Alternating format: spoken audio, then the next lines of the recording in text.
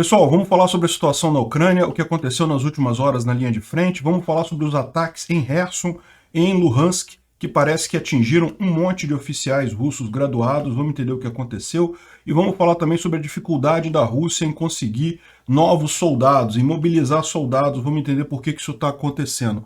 Esse vídeo é o nosso vídeo do dia 16 de setembro de 2022, a gente faz vídeos aqui todos os dias desde o início dessa guerra.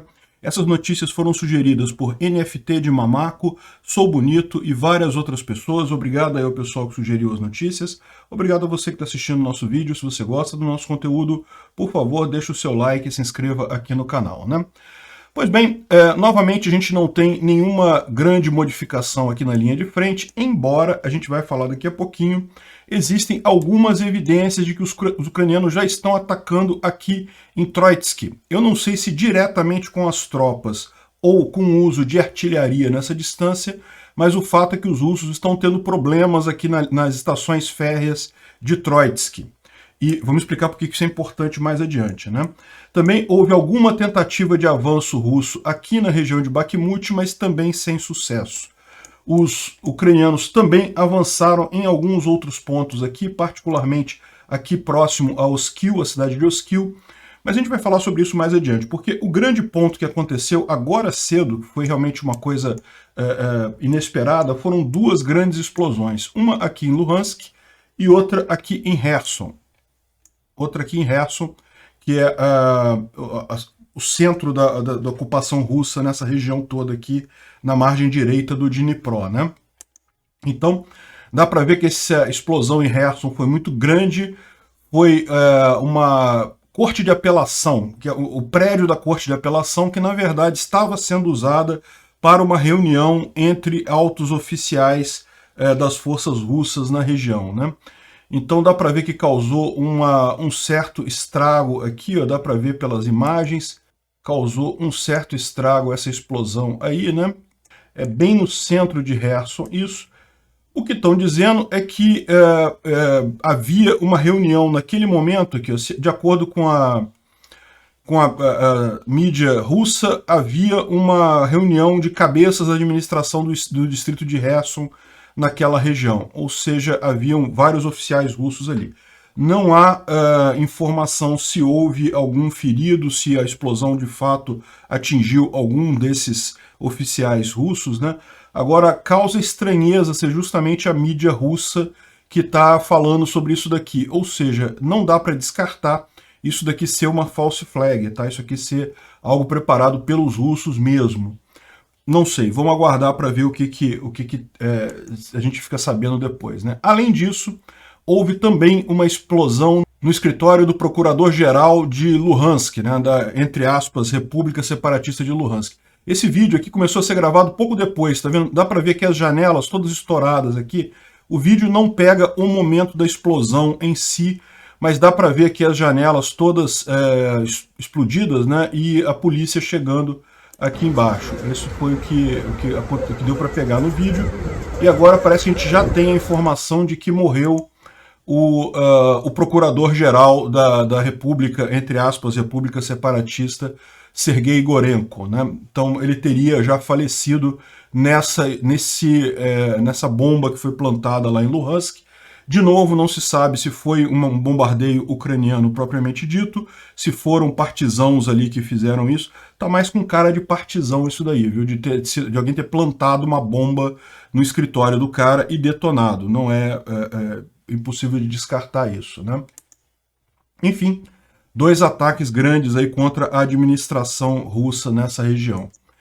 E um outro ataque que teve esse ontem à noite foi em Valuik, na região de Belgorod, na Rússia, né? Um ataque a instalações civis. Se você olhar aqui, instalações civis, não teve propósito militar nenhum, e mais uma vez o pessoal está levantando a hipótese de ser um false flag, ou seja, pode ser que tudo isso daqui, na verdade, seja false flag, tá, gente? Justamente a grande preocupação da Rússia ela não está conseguindo recrutar gente para ir na guerra. E aí você fala assim, poxa, por que eu faria uma false flag em Kherson, em Luhansk, Simples, porque eles têm que recrutar, eles querem recrutar gente nesses lugares também.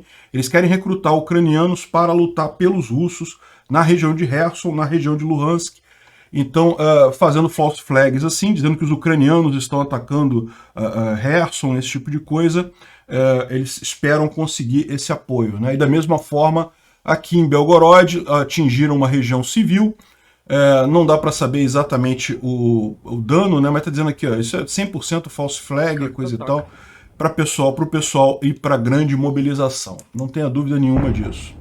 Valuik, como vocês podem ver, é aqui perto da fronteira, né? Dá para ver melhor aqui na região aqui. É perto da fronteira justamente com a Ucrânia e é na Rússia, próximo da fronteira com a Ucrânia, e do local de Belgorod, do estado, do oblast de Belgorod na Rússia, né?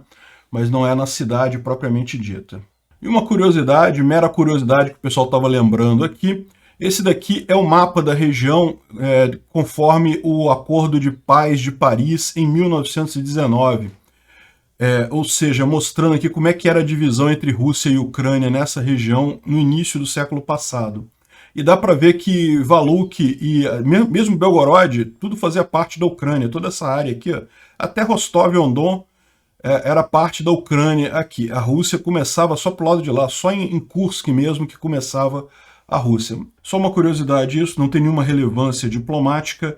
Na dissolução da União Soviética em 1991, houve um tratado assinado entre a Ucrânia e a Rússia que reconheceu as fronteiras, que são as fronteiras que são reclamadas pela Ucrânia atualmente, né? Bom, uma outra informação que o pessoal tem aqui sobre Chernobyl, isso daqui é uma coisa que pode ser realmente alvo ucraniano legítimo. O pessoal identificou aqui através de imagens de satélite uma base de soldados russos na região, o VDV, né, os paraquedistas russos do 147ª Divisão de Guardas, que parece que o quartel-general é justamente nessa região aqui, e ao lado tem um monte de veículos estacionados para dar suporte, né? Eles estão listando aqui uma quantidade enorme de veículos ali na região. Eu espero que o exército ucraniano faça bom uso dessas informações. Não há problema a gente divulgar aqui, porque isso aqui já está correndo na internet, já está aberto para todo mundo, então os russos também já devem saber, vão torcer para ver uma ação rápida nessa região aqui, né? Volta e meia, Chernobyl é atingido. Bom, também houve explosões na cidade ocupada de Marinka. Marinka fica aqui, ó, próxima a Donetsk. Donetsk está aqui, é uma cidade grande ocupada pelos russos já há bastante tempo. E Marinka fica aqui, uma parte dela está nas mãos dos ucranianos, mas essa explosão foi na região que está ocupada pelos russos, né? Então provavelmente alguma explosão em algum depósito de munição lá em Marinka, na região ocupada. Bom, como eu falei para vocês, existem algumas notícias interessantes aqui sobre localidades que foram libertadas pelos ucranianos. É lógico, ainda não é informação oficial, como vocês sabem, eles estão mantendo sigilo sobre os avanços da contraofensiva ucraniana em Kharkiv, mas ela não parou, ela continua avançando. Com ritmo menor, é verdade, mas continua avançando, né? E onde é que está essa contraofensiva aqui? Como a gente falou para vocês, aqui em Sviatohirsk vai ser o principal vetor aqui para retomada aqui do lado da margem esquerda do rio Oskil. E essas duas cidades ficam aqui, ó, Sosnov e Studenok. São essas duas cidades aqui que nesse mapa aqui ainda aparecem como em disputa, né, como sendo em disputa, mas segundo a informação que o pessoal passa aqui, elas já foram tomadas pelos ucranianos, né? E é razoável imaginar que uma vez que essas duas cidades já foram tomadas, muito provavelmente essa área de vegetação aqui próximo aos Kiel também já esteja em controle dos ucranianos, uma vez que seria muito difícil para os russos manter essa área, que ela aparece aqui no mapa ainda sob controle russo, né? Mas seria muito difícil eles manterem essa área com os ucranianos já aqui em Studenok e Sosnov. Provavelmente a batalha agora está nessa próxima linha aqui depois da floresta, né? E além disso tem também uma outra novidade mais aqui para cima. Vocês sabem, os russos usam muita ferrovia para abastecer a região, né? Para abastecer toda a fronte deles. Kupiansk era extremamente importante por conta disso. Repara como uma enorme quantidade de ferrovias, ferrovias são essas linhas mais escuras aqui, tá? Rodovia é a clarinha, é a laranja, né? Então repara como uma grande quantidade de ferrovias passava por aqui. Uma vez que os ucranianos tomaram Kupiansk, isso aqui foi negado para os russos, então eles têm problemas agora com o abastecimento. Mesmo aqui em Svatov, repara que eles não podem usar a ferrovia que vem daqui para Donetsk, porque ela passa por Kupiansk também, né? Agora, o que eles estão fazendo? Eles estão usando essa outra ferrovia aqui que passa por Troitsk. Troitsk vem para cá e aqui ela chega novamente em Luhansk e daqui vai distribuindo o esforço de guerra russo aqui na região, né? E o que está acontecendo é justamente isso. A gente tem a informação de que já há um ataque ucraniano aqui em Troitsk, ou seja, não dá para saber se é um ataque por terra ou se é um ataque com mísseis, o que é, mas já tem ataque ucraniano aqui nessa região de Troitsk. Justamente essas aqui são as várias estações dentro da cidade de Troitsk, tá? Que justamente já tem os ucranianos interrompendo esse fluxo férreo nessa região, justamente para dificultar ainda mais a logística russa, né? Então, como a gente viu nos últimos dias, embora essa linha aqui ela ainda esteja correndo de acordo com o rio Oskil, que foi isso daí, foi o resultado final lá no dia 11, 12 de setembro, a gente sabe que os ucranianos já avançaram para cá em alguns lugares, aqui em Sviatorysk com certeza, também em Borova e também em Kupiansk. Aqui ainda tem briga em Kupiansk ainda, certamente os russos vão tentar segurar os ucranianos aqui, porque sabem que se Kupiansk, se os ucranianos conseguirem avançar, eles chegam em Svatov com muita facilidade, né? E aparentemente também os ucranianos estão fazendo um ataque por aqui para chegar em Troitsk. Provavelmente vai ser o próximo ponto em que os ucranianos vão tentar livrar, justamente para acabar com a logística russa aqui, né? De novo, isso impede totalmente a logística? Não, não impede. Por quê? Porque os russos podem usar as linhas férreas na Rússia mesmo para chegar aqui por trás e abastecer Donetsk, abastecer Luhansk por aqui. Mas repara, lembra como eu falei para vocês, tudo parte de Belgorod. Então antes eles vinham aqui facinho, Belgorod e Kupiansk já chegava na frente de batalha. Já estão tendo que dar uma volta aqui por Valiuk para conseguir chegar aqui em Troitsk e abastecer aqui a frente de batalha. Se os ucranianos tomarem Troitsk, aí a coisa vai ficar bem mais complicada para eles darem a volta aqui tudo para abastecer. A questão toda é essa, é dificultar cada vez mais a logística russa nessa região, né? Bom, um alerta que o pessoal está fazendo aqui, que lá em Nova Kakhovka, lembra que a gente... os ucranianos estão visando, né, isolar os russos que estão na margem direita do Dnipro. Bombardearam uma pequena ponte que tem aqui nessa região, que tem uma eclusa aqui ao lado da represa. Por quê? Porque bombardear represas é um crime de guerra. Então os ucranianos não querem bombardear a represa. Além disso, seria prejudicial para a população de Kherson. Se essa represa fosse destruída, ia acabar alagando um bocado de cidades para cá, né? De certa forma, não deixaria de ser vantagem para os ucranianos, porque isso limparia boa parte de Kherson. O problema é que os civis iriam também, né? Então os ucranianos não querem derrubar a represa em si, mas a eclusa, aqui eles derrubaram a pontezinha, tinha uma pontezinha em cima da eclusa, uma ponte de 13 quilômetros, na verdade, desculpa, 13 metros. Então é uma ponte pequena, e o que os russos estão fazendo agora? Eles estão colocando entulho, estão preenchendo a eclusa com entulho para tentar fazer uma passagem e conseguir abastecer as tropas dele do lado de lá do rio Dnipro, né? Vamos ver se eles vão conseguir fazer isso. O que os ucranianos podem fazer nesse caso é difícil de dizer. Certamente a ponte rodoviária tem como contornar, porque a ponte rodoviária, depois ela faz uma curvazinha para fora da represa aqui, então é só bombardear essa parte aqui da rodovia que sai fora da represa. Mas a ponte ferroviária passa exatamente por cima, né?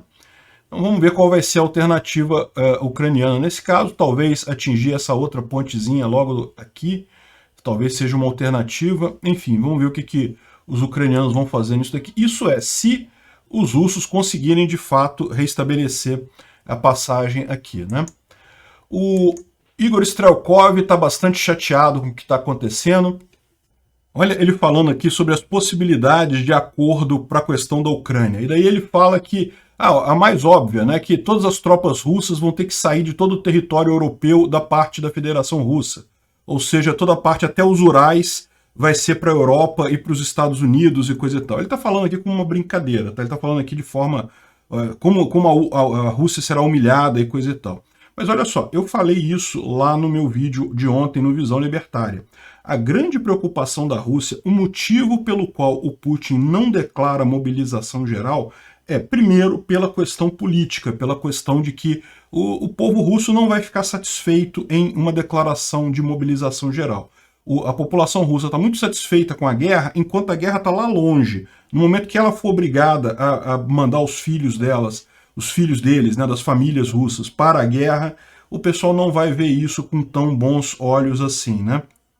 Mas o que eu acrescentei é isso, né?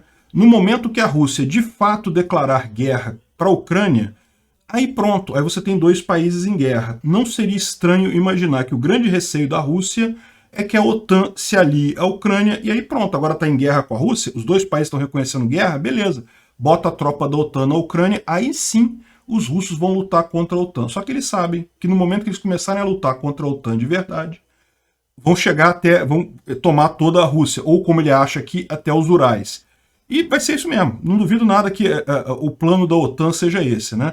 A Europa está com um problema, ela criou uma dependência muito grande das fontes de energia russa, ela pode resolver esse problema muito rapidamente. O Putin declara guerra à Ucrânia, beleza, faz mobilização geral, a OTAN se alia à Ucrânia e pronto, invade a Rússia e acabou a dependência europeia das fontes de energia russa, né?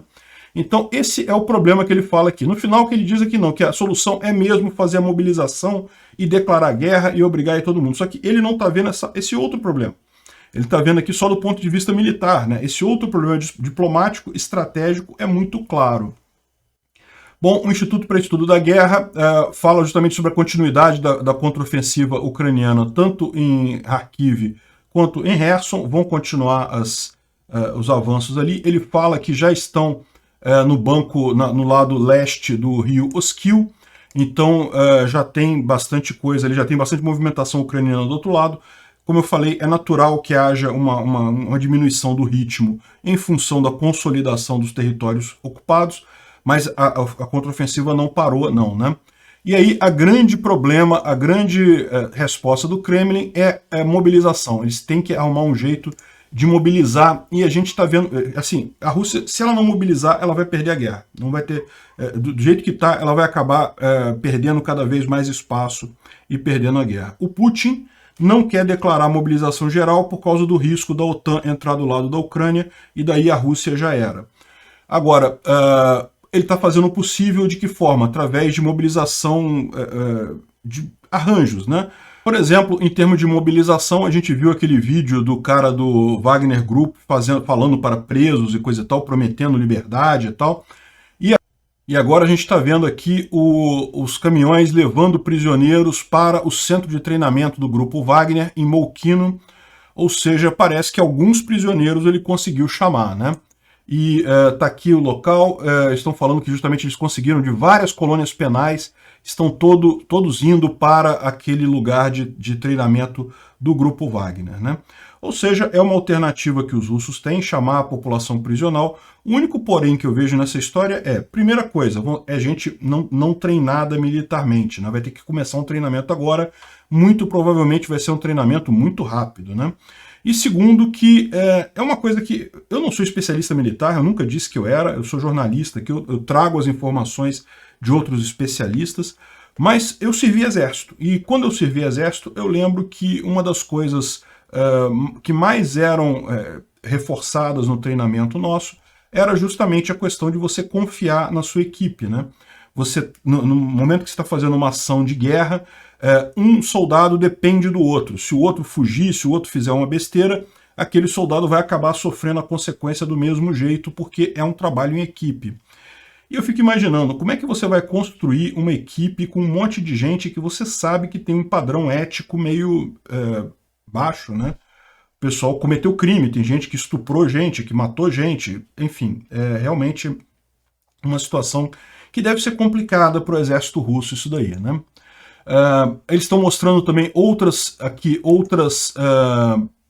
iniciativas russas para forçar as pessoas a aderirem ao exército, né? Então eles estão fazendo mobilização, mas é uma mobilização temporária. Desculpa, uma mobilização voluntária, ou seja, a pessoa ela é chamada para ir no exército, mas ela pode recusar ir para a guerra, né? E daí eles estão agora colocando esse carimbo aqui, ó, o cara é desertor, recusou a fazer combate, missão de combate, né? Inclinado à traição, coisa e tal. Apesar de que isso aqui é falso, porque é aquele negócio, enquanto o Putin não declarar guerra, em tese ninguém é obrigado se ele está no exército, não existe crime de deserção se não há guerra, né? Mas enfim, de qualquer forma estão pressionando o pessoal com esse tipo de coisa, né? E não é só lá na Rússia não, tá? Estão falando também que o pessoal lá em Donetsk e também em Orlivka, na região de Donetsk, né? Tem muita gente fugindo, justamente porque os russos estão fazendo mobilização forçada naquela região ali de Donetsk e também em Kherson, em vários outros lugares. Talvez aqueles ataques que a gente viu sejam um false flag, justamente para incentivar as pessoas da região a servir o exército, mas o pessoal de lá está mais preferindo fugir mesmo disso daí, porque sabem que é roubada, né? O Kadyrov também está insistindo nesse tema, dá para ver que este é o problema que os russos estão enfrentando. Ele está querendo que todas as regiões arrumem 1000 voluntários para lutar na Ucrânia e coisa e tal, que precisa aumentar o número de voluntários, que não pode declarar guerra, mas então tem que arrumar os voluntários todos lá, 1000 voluntários em cada região da Ucrânia. Eu não sei se conseguem, não. Já tentaram isso, estão tentando isso há um tempo já. E, finalmente, o Grey Zone, que é um canal lá do Grupo Wagner, né? E ele está falando aqui sobre justamente por que a mobilização na Rússia não irá funcionar, citando a economia fraca e o número alto de protestos, né? Então, é o que eu falei para vocês, o Putin entrou numa armadilha.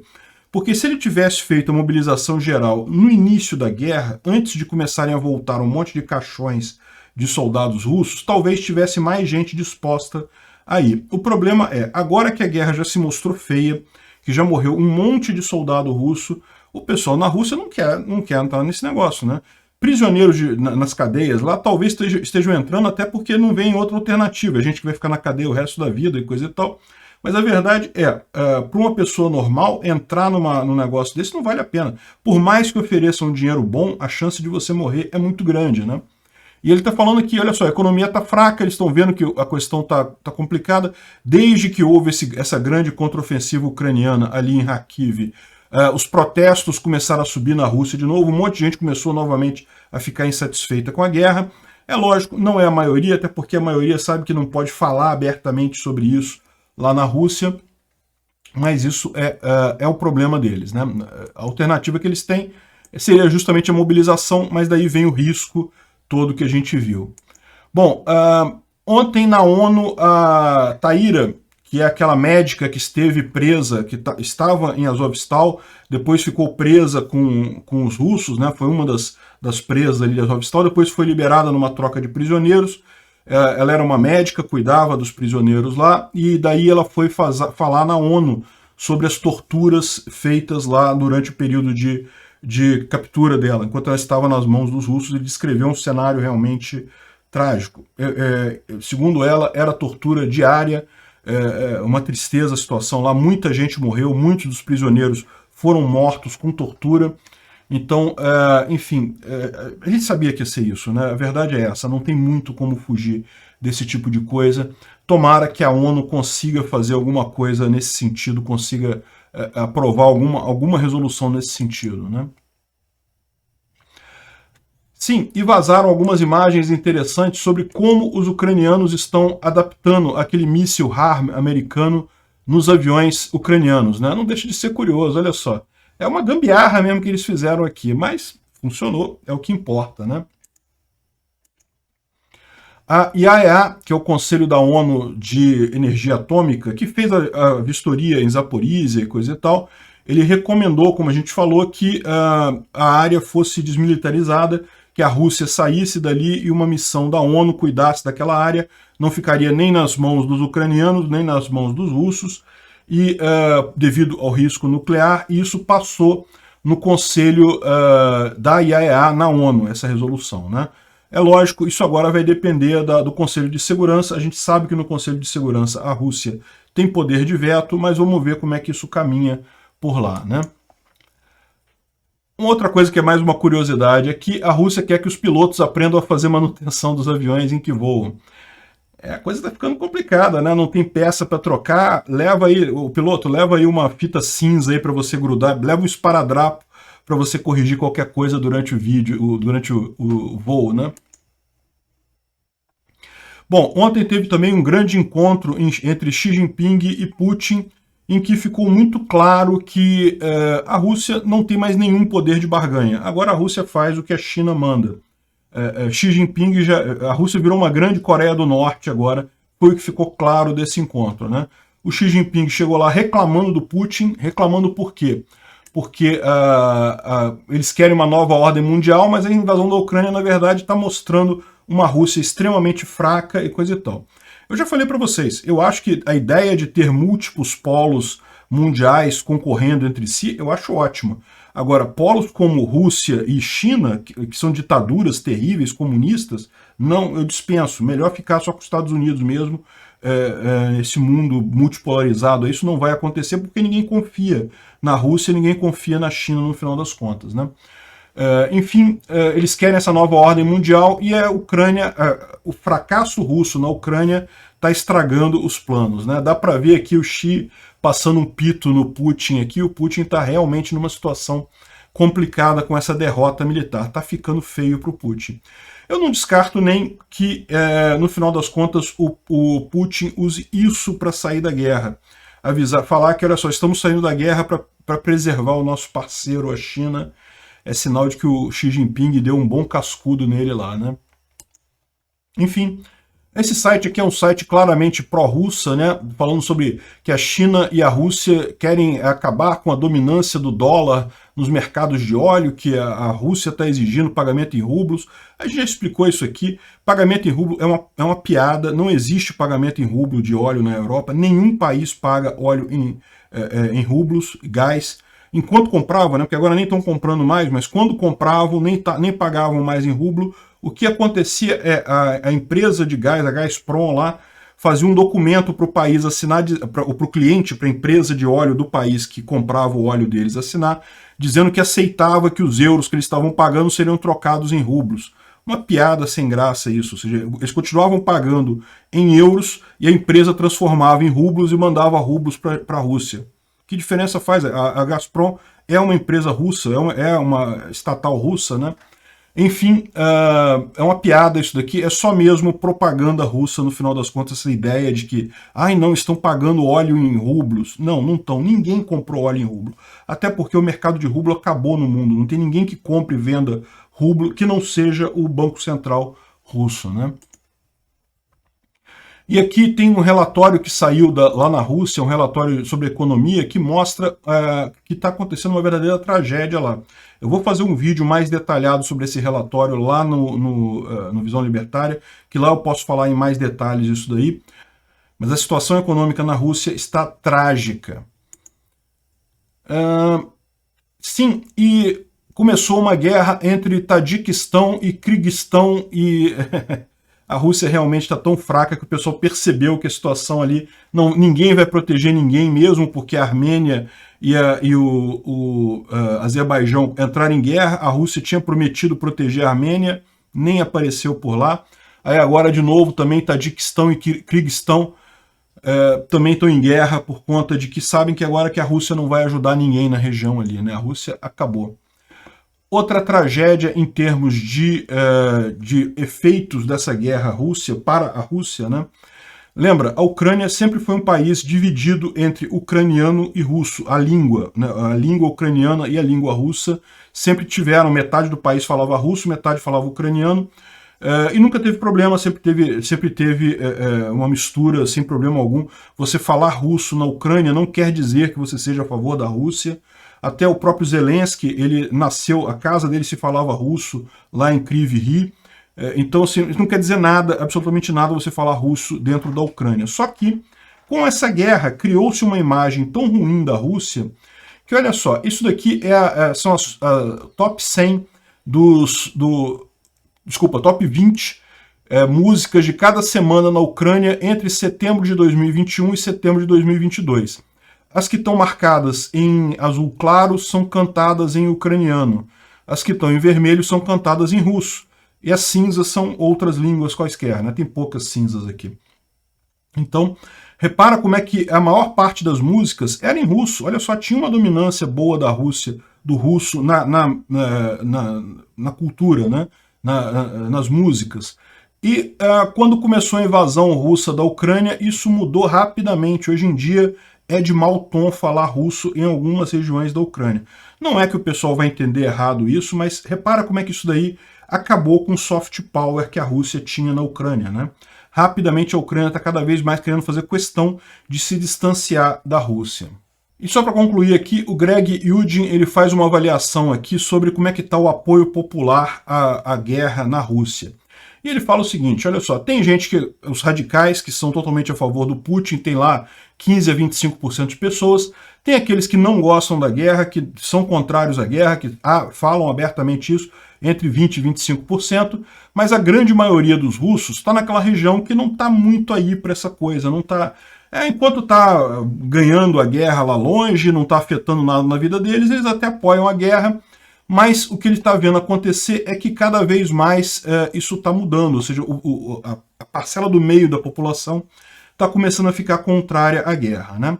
Ele fala sobre um caso aqui de um comentarista que falou contra a guerra, mas ele fala para desconsiderar esse cara, porque o Boris Nadezhdin, ele já é um cara contrário ao Putin conhecido lá na Rússia. Eles levam ele para bater mesmo, para ele falar contra e eles depois refutarem o cara.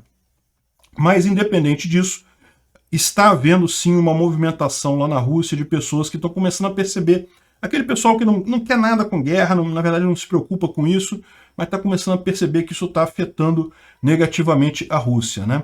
E aí, qual que é o problema disso? O problema é que está ficando cada vez mais difícil o Putin achar uma solução. Como é que ele vai fazer para fazer mobilização num país que cada vez mais está contrário à guerra? Obrigado por assistir o vídeo até o final. Além de curtir, compartilhar e se inscrever no canal, considere se tornar patrocinador com valores a partir de R$ 1,99. Clique no botão Seja Membro abaixo para saber as condições e vantagens de patrocinar o canal. Mais informações sobre o nosso projeto, visite nossos sites indicados na tela.